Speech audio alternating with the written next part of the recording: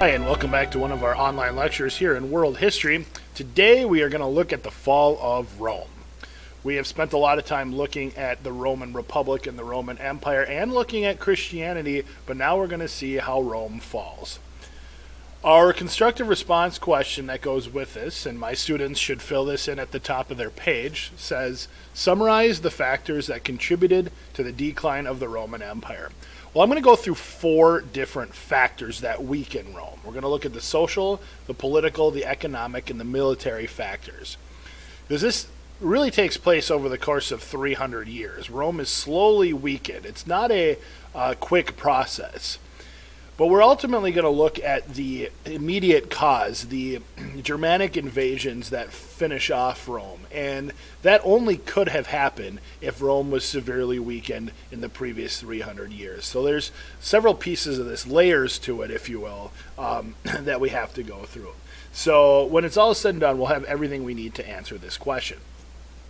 How are we going to do it? Well, like I said, we're going to start with those four factors. We're going to look at the social, political, economic, and military factors that weaken Rome. In the middle of this story, I'm going to talk about two emperors. I'm going to talk about Emperor Diocletian, but I'm also going to kind of talk about Emperor Constantine. You'll see how they fit into this story. But we will then finish by talking about those Germanic invasions, and the Germanic invasions is what really finishes off Rome. So all this will go together quite nicely. So let's get into it. A century of crisis. The Pax Romana came to an end with the death of Marcus Aurelius in AD 180. Marcus Aurelius ruled from 161 to 180, but historians really look at the Pax Romana, which was that 207-year period of peace and stability across the Roman Empire, really a time period of safe travel, Roman power. It really starts to decline after Marcus Aurelius.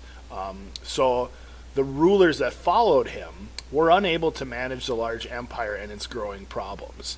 One thing that I always say to my classes is it's not like you walked outside, you could say, hey, look, Rome's falling. I mean, this was a gradual thing.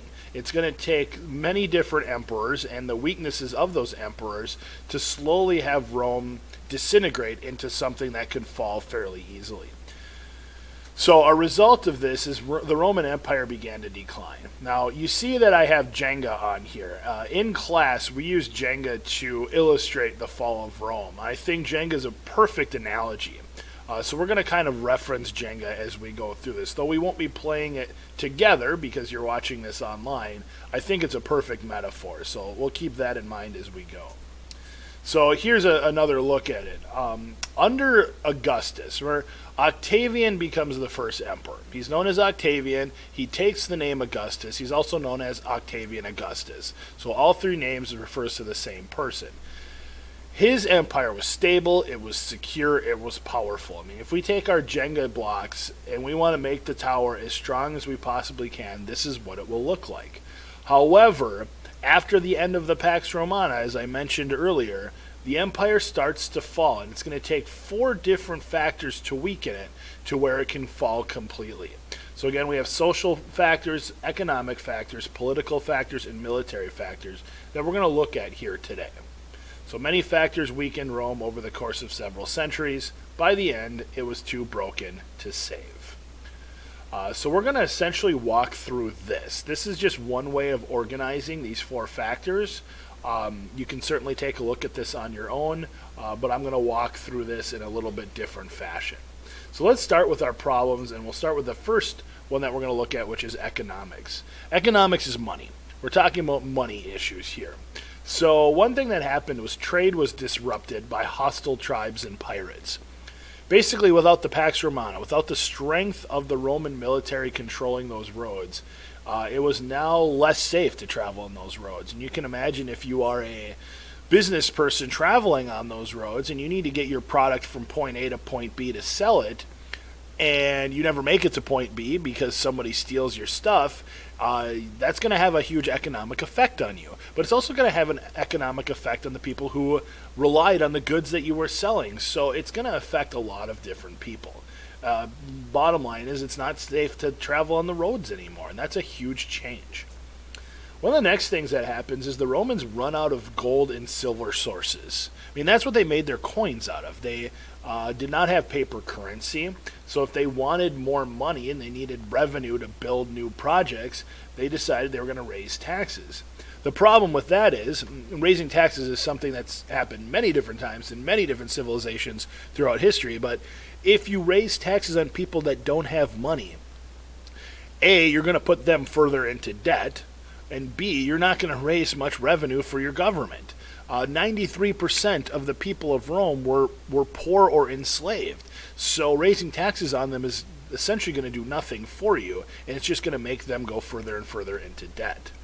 So another way to combat this was they found other metals, or they found other means of creating more money and pumped that into the economy. But if you pump too much new money into an economy too quickly, it can lead to inflation. And inflation is a regular occurrence. Inflation is the devaluing of money, where you basically need more money to buy everyday goods. I mean, we see this all the time. Houses go up in value.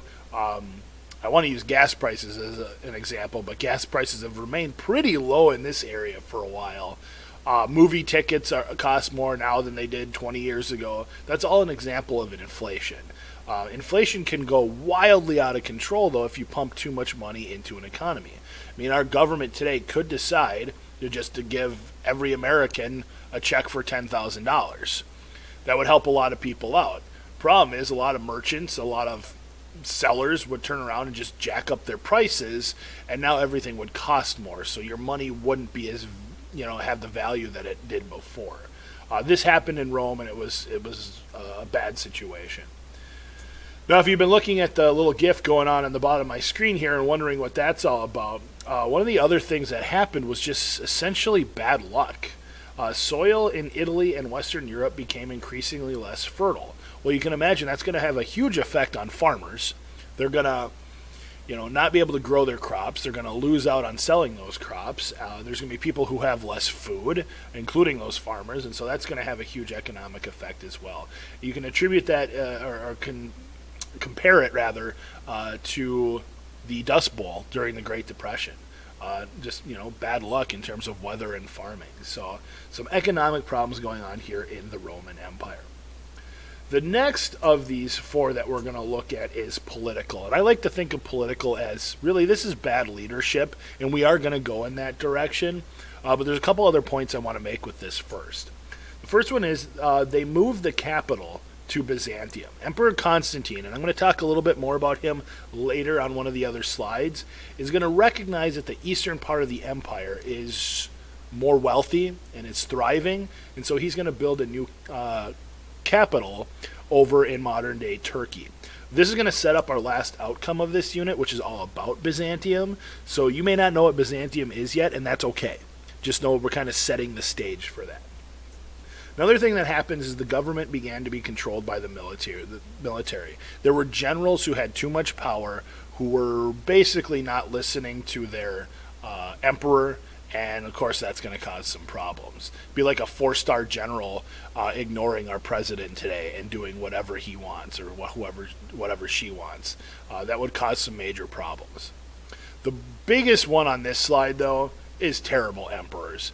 Rome had a long history of bad emperors, such as Nero, Commodus, and Caligula, who murdered, raped, killed, and impoverished their people. And that's never a good thing. There's never good characteristics to have for a leader of a huge empire like Rome. And so the images you see here, we had talked about Nero. We saw him on Engineering an Empire, and he burned down part of the city just to build himself a new palace. And you can imagine many people died in that fire. I mean, that's not something you would consider a characteristic of a good ruler. So I just want to quickly go through this. I'm not going to ask you about any of these rulers on the test, but just to kind of give you some more specifics. Caligula, I like talking about Caligula. He was rumored to enjoy watching torture. I don't think that's a good characteristic of a good leader. And this one I like too. He wanted to make his horse a member of the Senate. That's pretty nuts. He was eventually stabbed by his imperial bodyguard, so he was murdered. Nero, we talked about him. He burned down part of the city to build his palace. I talked about how he persecuted Christians. I think I mentioned that in my class. He crucified Christians and lit them on fire just to have light for his backyard parties. I mean, talk about a psychopath, really. He killed his mother and eventually committed suicide.